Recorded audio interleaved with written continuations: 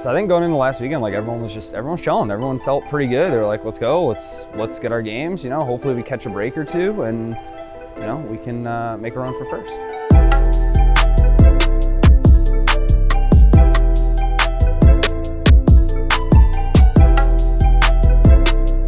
Like, mentality obviously means a lot. Mentality can also be a lot of different things. I believe if you have a solid and healthy approach to the game, not playing like 16 hours a day, but taking what you can gain from it, by playing those 8 to 10 hours a day, that's where it begins. Then you need to be able to like stick out being tired, or maybe you're having a bad day, but you can't let that affect your game. So like, mentality means a lot of things, and you definitely need to be aware of how your mentality is. I'd say us as a team, we just like don't get tilted compared to other teams, and then like individually, Balak is like a really good all-around player. Like, he just tries to fill as much as he can, and like he just supports everyone and like tries to put them in like the best spot they can be in. And then like Drassel's a really good sniper. He's really consistent. The first 4 weeks in Royale, he was getting knocks all the time with the sniper, and like even in the last week, he was just popping off. Shrimzy is very vocal, and like he's really good in CQB combat. And then myself, I'm just IGLing and keeping them around. I'm really good with a DMR, and I'm just a pretty good all-around player.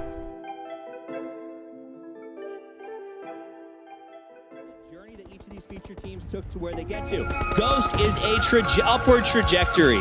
12-7, 6 second. If I am in first place currently, I'm worried because they've only got one more spot to climb, Moses. Yeah, so towards the end of the season, people definitely play a little bit differently. Some teams, you can tell that they're feeling the pressure. Other teams have great lane experience too. They kind of just stick to their own game and have more faith in themselves closing out a game than trying to actively pursue another team in game. And I think that's where you want to be. You don't want to potentially throw your own game and see the team that you needed to kill, then have a good game and get left behind. Ghost has just decided to send it right over here next to Accelerate Gaming. Disciples holding the angle. Look, you can see cars are just stacking on top of each other. Balak's going for the spray through the windows, aware that third party, so many shots are out and around him. So now Balak's still playing on the outside of this. Shrimzy's got to run forward on the other side of this, but Disciple manages to defend his building as valiantly as possible and is rewarded as the circle pops right next to it. That is going to stall Ghost, though. Are we going to see a push coming out from Tempo Storm? It looks like this is their moment that they're going to execute. They are just crashing with the motorcycles right up into the face of Ghost. So now Ghost got the low ground positioning. They did get the res up, but nobody from Tempo Storm managing to connect with the opening spray. McCoy is playing the outside of this. Now all the members are starting to move forward. Grenade does connect. Ghost in a very outnumbered situation as Player One Esports trying to go for the shots on the outside of this. McCoy has nowhere to go. McCoy trying to get a different angle, but he's got to be careful about Player One Esports that are shooting down from him from the north side. The grenade's going to come out. Is it going to be enough? Got to be very cautious with that. And there we go, McCoy running through, and look at Shrimzy running down as well, trying to get the spray off. But no, this is turning up everything in favor of Ghost. Big performance coming out of them, and now there are just 3 teams left. Zampa, the last one remaining alive for Tempo Storm, because Ghost absolutely shut Tempo down in that compound fight. We had a lot of kills.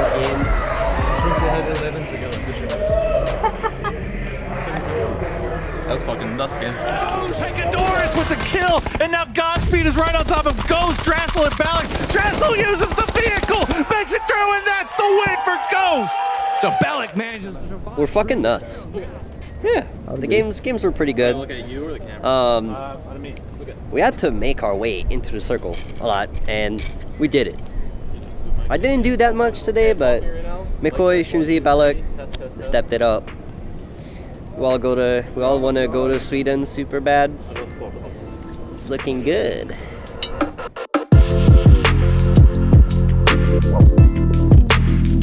Yeah, this is not good. Maybe just die blue here. Yeah, die blue, die blue. Die blue. And there's the call. You can hear it coming in. Sorry. They're gonna give this thing up, not give the points to Ghost. Best possible choice there for them, Cameron, because there is nowhere for them to go. So we'll see Envy now making their play. Venerated. McCoy can't see Vener on the fence line. Getting real close here. Someone spotted him, so maybe Shrimzy steps up and over, try and get him down.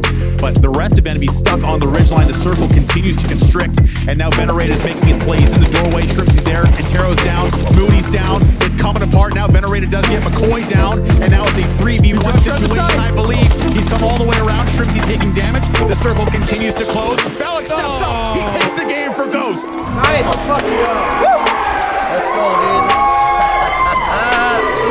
We're fucking nuts. Shrimsy had a lot of kills. Had 4. 4, 3, 1, 1. Add 1. I'll take 9. 19 points. I mean, going to Sweden was like, you know, we talked about it before. And it was even something like during Split 1 we talked about. It was like, you know, for us, for Ghost, it's like, if you don't go to the international, like you failed. You know what I mean?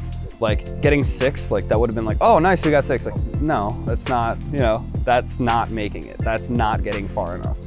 And I think it was really important that everybody realized that and everybody kind of agrees with that, where it's like, yeah, right, yeah, we're gonna win a couple games, you know, we won't get relegated, it'll be in a decent spot. And it's like, no, we're gonna go to Sweden, we're gonna compete at Sweden, and then we're gonna keep going from there, because our eyes are definitely on the World Championship at the end of the year, and we know we need top placements, we know we need championship points.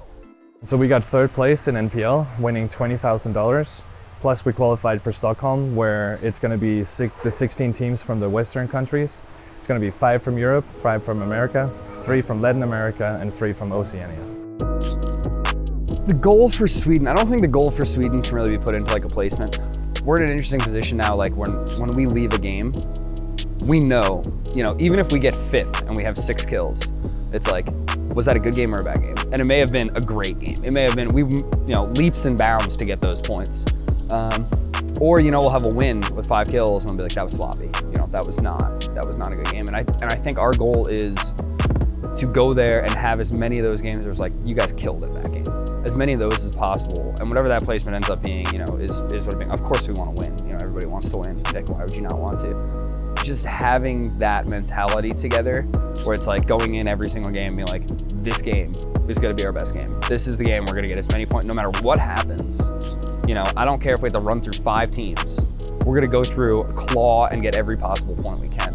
And if we can maintain that through Sweden, of course the placement will be good. I think everyone will feel really good about it heading into Split 3 and heading into a position where we can play at the World Championship.